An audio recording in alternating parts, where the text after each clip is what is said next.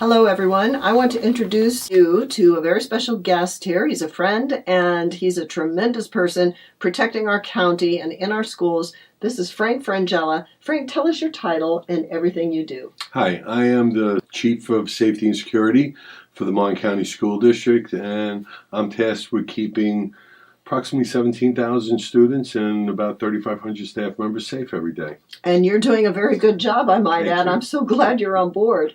So we're talking about turning in tips for teachers. We're talking about keeping teachers safe and giving them the ability to turn in a tip without being afraid of repercussions or maybe having a trafficker or a predator come after them personally. How do you handle that? And this can also be for all districts, not just Martin County. So there's many ways that they can do this. If they feel comfortable with an administrator, they can obviously talk to an administrator.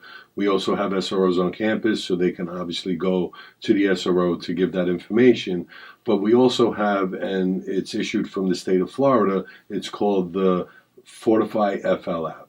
And anyone can make a report anonymously, and you don't have to fear of having your name on it, because how the app works is, and it doesn't have to be just for the topic that we're talking about today, it could be for any threats or anything that's suspicious. And once they report that, it comes to myself, it goes to the sheriff's office, and it goes to the state. And we will get it in real time, we could take a look at it. The beauty of the app is that we could communicate with that person, and it's still anonymous, so we'll never know who's actually putting in that tip. So the teacher does remain anonymous. That's a wonderful thing, because I think that's one of the things that would keep teachers from stepping to the forefront, and we're so glad that that's available.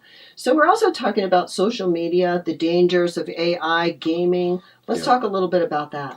So unfortunately, in today's day and age, the way social media is, and kids today, younger and younger, are using social media, and games are the big ones. So kids are getting on these game sites, and they think that they're communicating or playing with kids their own age, and a predator will take advantage of that, because this could be worldwide. It doesn't have to be somebody that you're playing with in your neighborhood or even your state. It could be anywhere. And they take the time. They know how to gain the trust of that individual, and even if it takes them 2 years, they'll wait that time, and they'll just keep going. And unfortunately, that kid will never realize that it's a predator that they're making friends with. And that's why we have to be super vigilant on parents, guardians of what our children are doing and what sites they're on. And today with social media, there's so many different sites. They're popping up every day. Yeah. They're coming up with new things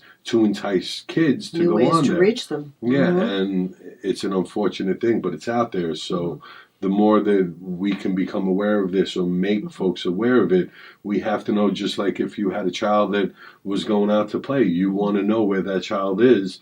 It should be the same thing when they're on social media. And that's why we recommend apps like Bark and Net Nanny for parents, so that parents can be on top of who's contacting your child, where have they been on the internet. And it'll even tell you if your child has been in a vault, and the vaults are located inside of gaming and apps, and the child can get in by a code. You want to know if that's going on, because once they're in there, they are exposed to things that no child, no teenager anywhere, no adult should be exposed to. They're horrifying. And unfortunately, it's not like, we have a stigma of what a predator looks like, right? And online, it's not that, you're not looking at somebody who looks like that person is a predator. That's right. In games, you can have avatars. You don't even know who that person is, and they're going to make avatars to be enticing to children. Yes. So that's something that's easy for them, and that's what we try to avoid. They're so good at what they do. They really are. And they know how to entice a child. They know what approaches to use. They share those approaches with each other. It's a methodology that they use, and it absolutely works. And unfortunately, they know which words to use as well to make that kid feel comfortable. And, it even gets to a point where, they start throwing around the love word. And if you do this for me, show your love. Show me your love. Show me that you love me.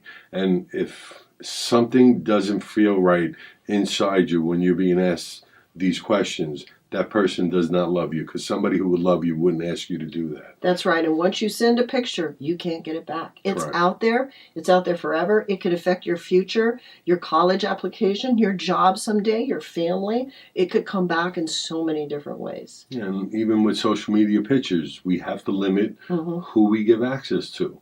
So we'll take Facebook for, an example. When you're doing it, because you want to share what you've done today. You went to the beach, you had a nice meal with your family, and make sure that we know who we're sharing it with. There are permissions that you can click on to make sure that they're only going to your friends. Yes. Because if you don't put any permissions on there, it's going out to the world, and these folks are going to pick that up. And AI, you had mentioned today, AI, it came up, or it was made for different reasons, and now predators are using it to their advantage. So they can take your picture, use just your face, and put it anywhere they want. They could put it on pornography. They could put it on anything somebody they want to do. else's body. Yep. They could use it to try to extort you or sextort you. Correct. And we had an incident not too long ago in our community right here in Jensen Beach. We had a person that was having kids come over their house, and we're talking about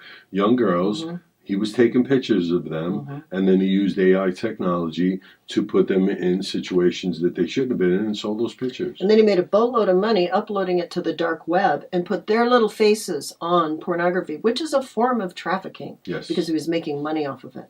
So, the most important thing we could do is make sure we understand where our kids are at all times, and that includes being on the internet. Yes. It's like you wouldn't put a 2-year-old out into the middle of a busy street and say, "Now don't get hit." Yep. But the same thing is true for even middle school and high school. There are certain places that they're very vulnerable if they're there, and they're vulnerable to attack, approach, and all kinds of methods. And even for us being in the school district, and what I'm trying to do this year with the school district is trying to get to those kids, even through peers, trying to set up groups that we want to build trust with the kids, and not only with the kids that something's happening to them, but we want to get to a place where they feel comfortable telling us, or if they hear it from one of their friends that something's going on, that they feel that they can trust us to give us that information. And we want to let them know we're not trying to get them in trouble. No. We're not there, the term they use is ratting out. They don't want to rat out their friends because they're afraid they're going to get in trouble. But do understand that we want to help them.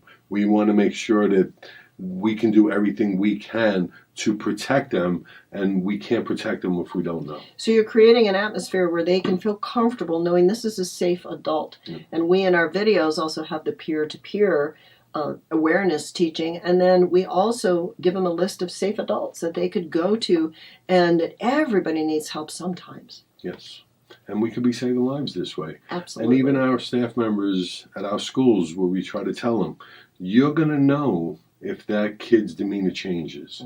So if you have somebody that's outgoing all the time, doing well in school, and now there's a 360-degree turnaround, something may be going on in their lives. Yes. And even if you don't feel comfortable approaching that child, let somebody know. We have counselors in schools. We have SROs. Myself, my door is always open. My phone line is always open. You can contact me anytime, day and night. I will listen, because I truly believe that I'd rather investigate 1,000 things that turns out to be nothing than missing one thing that turns out to be something. This is true for other school systems too, and people are waking up and they're setting procedures into place so that children can come forward, teachers can come forward, and it's beginning to form a movement, and I'm so glad. Like I said, if we could save one life, it's well worth it. Well worth it. Yep. So we're going to end with what we say in our videos and what we say everywhere we go. Are you ready? Yes. Don't take the bait.